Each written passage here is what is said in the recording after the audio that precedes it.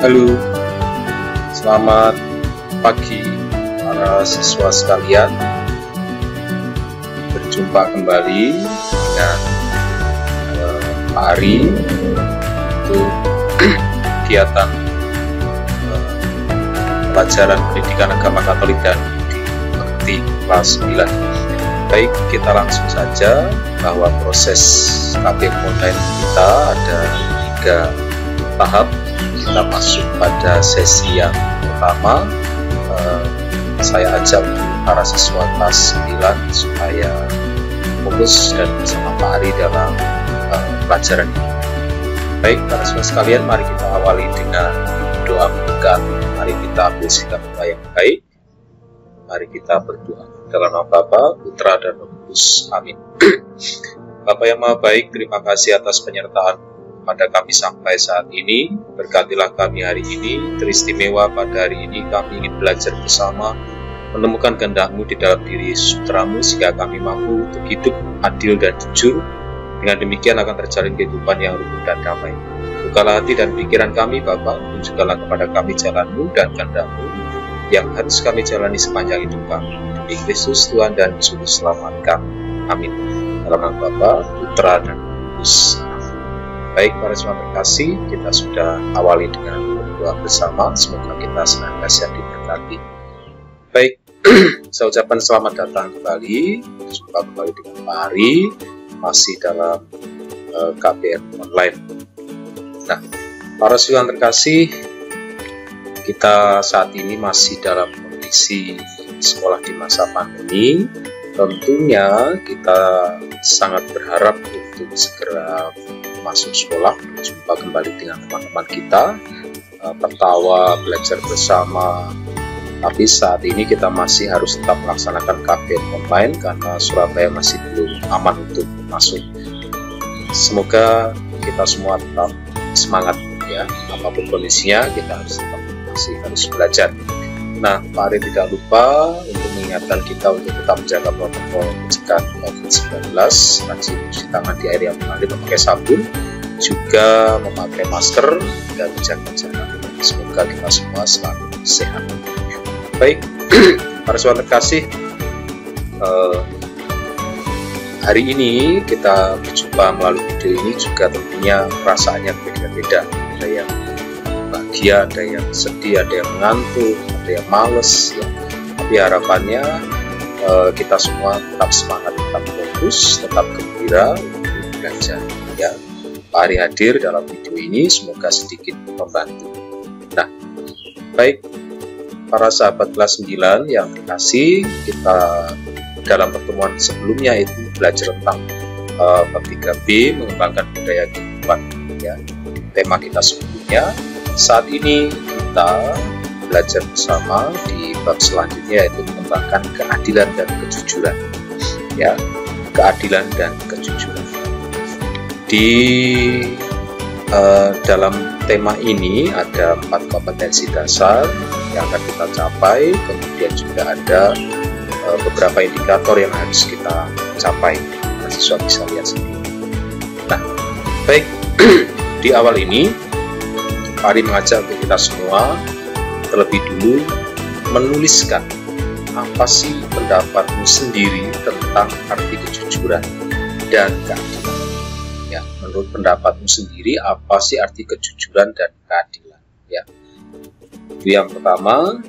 Yang kedua, saya mengajak untuk para sahabat kelas 9 mencari satu berita atau kasus yang menarik tentang tindakan yang tidak sesuai dengan sikap jujur ya, bisa googling ya, bisa cari di Google ya. Kemudian analisislah berita itu, peristiwa itu dengan 5W 1H. 5W 1H yaitu apa, judulnya apa beritanya, why-nya, mengapa peristiwa itu terjadi, where, di mana peristiwa itu terjadi, who, itu siapa saja pelaku dan korbannya, kemudian when, kapan, dan how, bagaimana alur ceritanya ya. Yang kedua, kemudian yang ketiga sama, kita analisa dengan 5W1H tapi tentang keadilan ya. Carilah berita atau kasus tentang tindakan yang bertentangan dengan sikap keadilan. ya, itu sebagai pengantar kita. Silakan para siswa untuk mencari ya, cari berita yang fenomenal, ya. Jangan yang biasa-biasa saja. Oke, baik ya. Baik, sekarang kita lanjutkan. Baik, para sahabat terkasih kelas 9, keadilan dan kejujuran itu merupakan dua hal yang menunjukkan keluhuran martabat manusia sebagai citra Allah, ya, menunjukkan martabat sebagai manusia. Sedangkan manusia sendiri diciptakan secitra dengan Allah. Hendaknya manusia itu membangun diri sesuai dengan citra Allah, yaitu bersikap jujur dan adil. Sikap jujur dan adil perlu dilatih dan dibina sejak dini, sejak kecil, ya. Maka juga Pak Ari dalam mata pelajaran ini, Pendidikan Agama Katolik dan Budi Pekerti, juga mengingatkan kembali supaya kita senantiasa bersikap jujur dan adil. Nah, maka untuk bisa bersikap jujur dan adil, kita harus paham dulu, ya, apa itu kejujuran dan keadilan. Ya. Semoga nanti dari proses ini kita semakin mengerti. Baik, kita lanjutkan. Nah, para siswa terkasih, kita bisa melihat gambar ini, ya. Di atasnya berjabat tangan, kemudian di tangan satunya menerima uang 100 ribuan, ya, banyak. Ini maknanya apa? Ya, silakan untuk dilihat dan direfleksikan. Ya, itu gambar yang pertama. Kemudian gambar kedua, nah, ini uang dan tikus. Mengapa kok korupsi itu selalu identik dengan binatang tikus, ya? Kenapa enggak kelinci, kenapa enggak singa, kenapa enggak kucing, ya? Kebetulan kan tikus takutnya sama kucing, kenapa kok tidak kucing, tapi malah tikus, ya? Ya. Ternyata ada sebabnya, ya. Kenapa kok tikus itu dipilih sebagai lambang para koruptor, ya, orang yang korupsi, tidak jujur. Yang pertama, tikus kerap menyusup ke dalam dan merusak, masuk ke dalam kemudian pasti merusak, masuk ke dalam mobil, kemudian digigit kabel dan sebagainya. Yang kedua, tikus dikenal membawa penyakit menular, pes. Kemudian tikus dikenal cerdik dan licin, ya, sulit ditangkap, ya. Kemudian tikus itu dikenal rakus, ya, karena rakusnya kadang-kala dipasang jebakan tikus tetap masuk, kemudian kejepit, ya. Nah, kesimpulannya, sifat tikus yang suka mencuri secara sembunyi dan karena tikus tidak pernah kenyang dan rakus, sehingga pantas jika koruptor disamakan dengan korupsi, ya. Ini alasannya. Baik, sekarang kita lanjutkan. Nah, terkadang kita merasa hidup itu tidak adil. Kita merasa Tuhan itu tidak adil pada hidup saya, perasaannya, ya. Mari kita cermati. Kemudian kita bisa melihat lagi yang kita rasakan. Kadang-kala kita juga melihat dari gambar ini, bisa melihat maknanya. Mungkin ini kita anggap sebagai suatu ketidakadilan, ketimpangan, kesenjangan. Kemudian kita bisa lihat lagi gambar berikutnya. Nah, dari makna ini para siswa tentunya bisa melihat, ya, orangnya tingginya beda, tapi untuk pijakannya itu sama, ya. Ini disebut apa? Kira-kira makna gambar ini apa? Silakan para siswa cermati, renungkan apa makna gambar ini. Dan kita lanjutkan gambar yang berikutnya, gambar yang sama tapi juga momennya berbeda. Nah, lihat gambar yang pertama tadi, itu yang ini begini. Apa maknanya? Sudah, saya kira sudah ngerti, ya. Nah, sekarang kalau Pak Ari gabungkan kedua gambar tersebut adalah yang gambar sebelah kiri saya, Pak Ari, yang disebut dengan adil, sama rata, ya. Karena apa? Pijakannya sama. Nah, sedangkan gambar yang di sampingnya adalah ini disebut keadilan, ya. Jadi kalau kita mengerti secara simple, secara sederhana, adil itu kalau saya punya kue 2, ya, kue 2, saya bagi dengan adik saya 1, adik saya 1. Ya kan kita lihat lebih jauh tentang keadilan.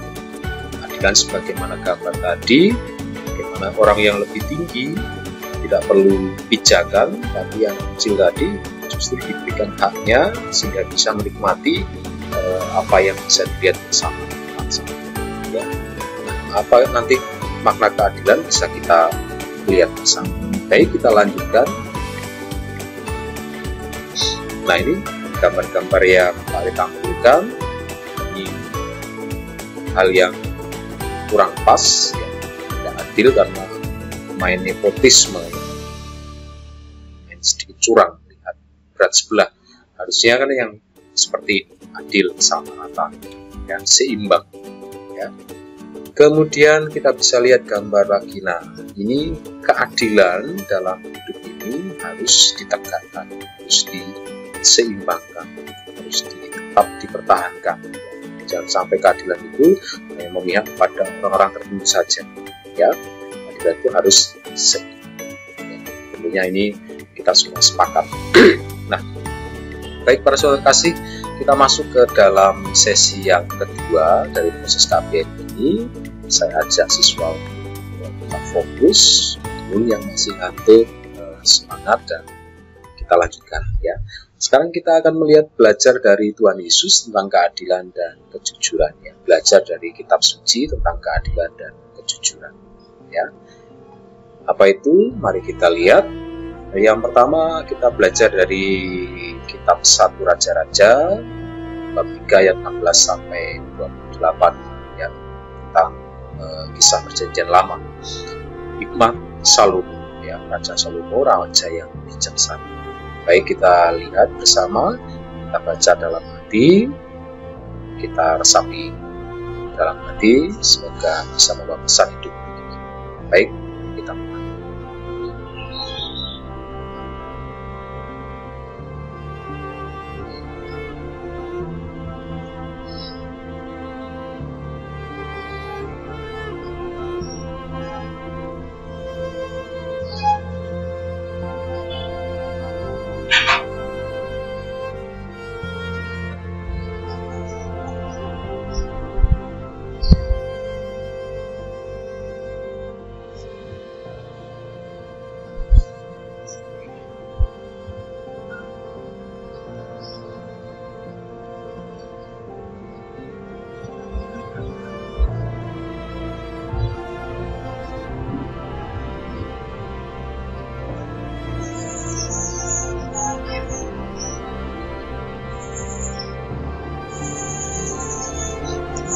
Demikianlah sabda Tuhan, syukur kepada Allah. Baik, para saudara terkasih, itu tadi yang dasar kitab suci yang pertama tentang keadilan, bagaimana Raja Salomo memberikan teladan bersama kebijaksanaannya untuk bersikap adil. Nah, sekarang kita lihat bacaan yang kedua tentang Ananias dan Safira dari Kisah Para Rasul bab 5 ayat 1 sampai 11. Kita lihat bagaimana Ananias dan Safira ini kisahnya diajarkan tentang kejujuran.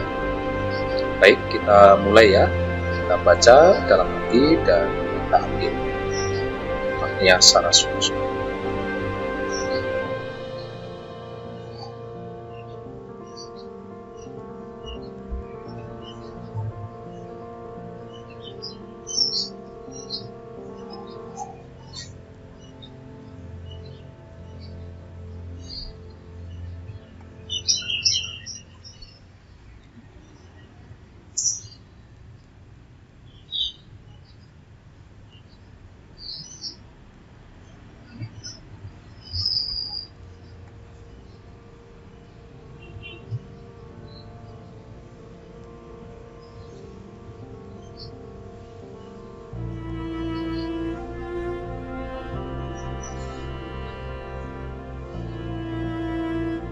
Demikianlah sabda Tuhan, syukur kepada Allah.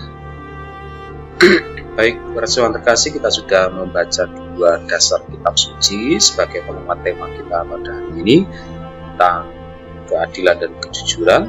Nah, ini ada beberapa pertanyaan untuk pendalaman kita semua. Para siswa silahkan mengerjakannya secara sendiri-sendiri, ya. Yang pertama, menurut kisah tersebut, apakah Salomo dapat dikatakan telah bertindak adil? Yang kedua, apa makna keadilan menurut kisah tersebut? Yang ketiga, apa yang dilakukan oleh Ananias dan Safira? Yang keempat, kepada siapa saja mereka telah berbuat tidak jujur? Yang kelima, apa yang menyebabkan mereka berbuat tidak jujur? Yang keenam, apa akibat dari perbuatan mereka? Silakan para siswa untuk gali lebih dalam apa jawaban dari pertanyaan yang Pak Ari lontarkan. Baik ya, silakan untuk dikerjakan sendiri-sendiri. Baik, kita lanjutkan para sahabat yang terkasih ke sesi yang ketiga dari tema ini. Kita hampir selesai dari proses KBM ini, ya. Semangat. Nah, Ari berikan beberapa penegasan. Yang pertama, keadilan itu berarti memberikan kepada orang lain apa yang menjadi haknya, seimbang, tidak seberat sebelah. Jadi tidak hanya sama rata tadi, punya dua gue, kemudian satu saya, satu adik, satu kakak, tidak. Tapi memberikan kepada orang lain apa yang menjadi haknya. Kalau orang lain itu bekerja lebih lama, lebih berat, ya, pasti haknya juga lebih banyak. Ya. Kemudian Raja Salomo ini memberikan teladan dalam menangani persoalan secara adil dan bijaksana, ya, sesuai dengan sila Pancasila. Kelima, ya, keadilan sosial bagi seluruh rakyat Indonesia. Ya. Kemudian kejujuran. Apa arti kejujuran? Kejujuran yaitu menyampaikan kebenaran kepada orang yang berhak mengetahuinya. Ya. Akibat berbuat jujur itu adalah antara lain hidupnya menjadi tenang. Kemudian akibat berbuat jujur itu hidup kita menjadi tenang, gembira, dapat kepercayaan, dan hubungan menjadi baik. Kemudian kita lanjutkan, menurut kitab suci, sikap tidak jujur akan berakibat fatal, bahkan kematian, dalam kisah para rasul bab 5 ayat 5 tadi. Ya, ini kisah Ananias dan Safira tadi. Sikap tidak jujur berarti mendustai diri sendiri, sesama, dan juga Allah. Ya, seperti salib tadi, secara horizontal dan vertikal itu dengan Allah, sehingga hubungan kita dengan sesama dan Allah itu menjadi rusak. Karena dosa. Kemudian Yesus dalam khotbah di bukit meminta para muridnya ini bertindak jujur. Jika iya, hendaklah kamu katakan iya. Jika tidak, kamu katakan tidak. Apa yang lebih daripada itu berasal dari sejahat. Nah, ini Matius 5 ayat 37. Ya, kita tidak boleh berkata tidak jujur, apalagi mendustai Allah, apalagi melanggar perintah Allah yang dari 10 perintah Allah, jangan menyebut nama Tuhan Allahmu dengan tidak hormat. Ya. Kita menutupi kesalahan kita, ketidakjujuran kita dengan melibatkan Tuhan supaya memperkuat alibi kita. Ya. Demi Tuhan, saya tidak melakukannya. Saya bersumpah demi Tuhan, saya tidak melakukannya. Padahal dia melakukannya. Sudah salah, sudah melakukan, tidak jujur, malah melibatkan Tuhan, ya, jadi melanggar perintah Allah. Jangan menyebut nama Allahmu dengan tidak hormat. Ya. Baik, kita lanjutkan untuk para siswa terkasih. Kita refleksikan diri kita masing-masing. Apakah kita sudah berbuat adil selama ini? Kita sudah belajar berusaha berbuat adil kepada diri kita sendiri, pada keluarga, kepada kakak adik, kepada sesama, kepada Tuhan, ya, adil untuk berdoa, melakukan aktivitas duniawi dan surgawi. Nah, apakah kita juga bisa belajar dari kisah dari Ananias dan Safira, bagaimana kita diminta bersikap jujur? Jujur dalam hidup ini memang sulit, ya, tapi harus dilatih sejak dini. Sebab nilai itu adalah nilai keutamaan. Keadilan dan kejujuran adalah nilai utama. Kita diajarkan oleh Raja Salomo tentang kebijaksanaan, adil dan kisah dari Anas dan Salman. Hal kecil yang kita bisa lakukan adalah kita tidak mencontek saat ulangan untuk mengerjakan tugas. Ya. Secara online, KBM online, saat UTS atau ujian, ulangan harian atau tugas, aku minta jawabanmu. Kemudian di edit sedikit, terbaca nanti. Kok jawabannya sama semua, cuma diulang kali, masih gurunya bisa membaca. Mahasiswa saya yakin bisa berbuat jujur. Ya. Demikian perjumpaan kita kali ini untuk para sahabat kelas 9. Terima kasih kita sudah berjumpa untuk ini. Semoga materi tentang kejujuran dan keadilan ini bisa sedikit mengarahkan kita untuk kembali dalam keutamaan bagaimana kita harus belajar sikap adil dan jujur. Ya. Saya yakin kita semua bisa melakukan hal yang terkecil dulu, kita pasti bisa. Baik para siswa terkasih, kita akhiri dengan doa. Marilah kita berdoa dalam nama Bapa dan Putra dan Roh Kudus. Bapak terkasih, puji dan syukur dan kita dalam KBM ini berkatilah kami untuk dapat bersikap jujur dan adil bagi diri kami sendiri dan Engkau dan Kristus. Amin. Kemudian para Bapa dan Putra dan Roh Kudus seperti pada permulaan sekarang selalu sepanjang. Dalam nama Bapa, Putra, dan Kudus. Baik, terima kasih untuk para siswa sekalian yang sudah setia dari awal kita ini. Dan terima kasih atas perjumpaan kita. Tetap sehat, tetap semangat. Salam untuk keluarga dan keluarga.